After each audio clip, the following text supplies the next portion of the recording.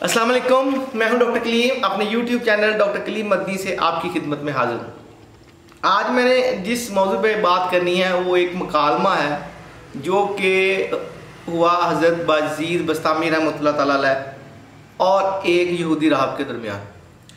हज़रत बाजीद बस्तामी रहमतुल्लाह तआला अलैह अल्लाह के बहुत प्यारे वली थे और आपको सुल्तानुल आरिफीन का जो है वो किताब भी हासिल है। आप एक दिन गुजर रहे थे एक मजमे में से, तो आपको पता चला कि ये जो मजमा है ये यहूदियों का है और उसमें यहूदी राहब जो है वो उनको अपने दीन की तबलीग कर रहा है। तो आप भी उस मजमे में बैठ गए। जैसे ही आप वहाँ बैठे तो हुआ ये कि वहाँ पे शोर गुल होना शुरू हो गया कि मुस्लिम आ गया, मुस्लिम आ गया, मुस्लिम आ गया। तो यहूदी राहब जो था वो अपनी तबलीग से रुक गया और उसने कहा कि कौन है जो मुसलमान हमारी इस मीटिंग में आ गया है। तो आपने कहा कि मैं हूँ। तो उसने कहा कि आप ठीक है, फिर आप आगे आ जाए। तो आप जब आगे आ गए तो आपने कहा कि ठीक है कि बताओ क्या बात है। तो उसने कहा कि आप मेरे कुछ सवालों के जवाब देंगे। तो आपने कहा ठीक है, मैं ज़रूर दूंगा आपके सवालों के जवाब, आप मुझे सवाल करिए। तो उसने कहा कि कोई एक बताओ जिसका दो ना हो। तो आपने कहा कि अल्लाह एक है, इसका दो नहीं। तो फिर उसने कहा कि अच्छा दो बताओ जिसका तीन ना हो। तो आपने कहा कि दिन और रात ये दो है, इसका तीन नहीं है। फिर उसने आपको सवाल किया अच्छा तीन बताओ जिसका चार ना हो। तो आपने कहा अल्लाह ने लौह कलम और कुर्सी पैदा किए हैं, चार नहीं। फिर उन्होंने कहा कि चार बताओ जिसका पाँच ना हो।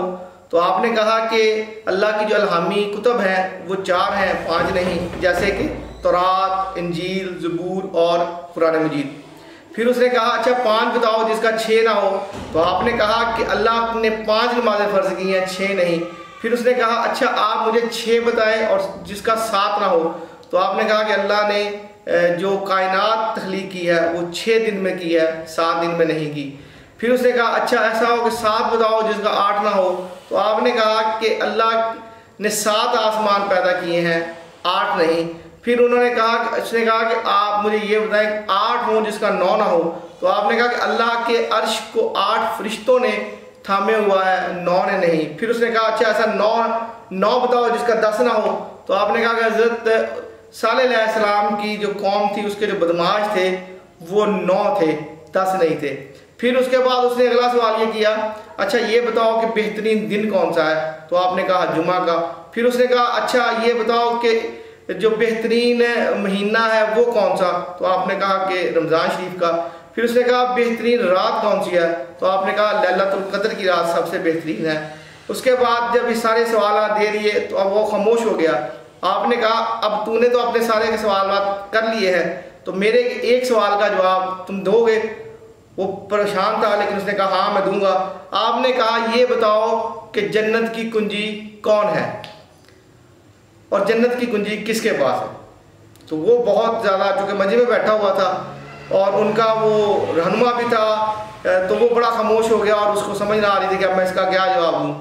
फिर उसने हिम्मत की और कहा कि बात यह है कि ये बात है तो हमारे खिलाफ, लेकिन बात सच है कि जन्नत की कुंजी जो है वो आका अलैहिस्सलातु वस्सलाम नबी आखिर सल्लल्लाहु अलैहि वसल्लम है।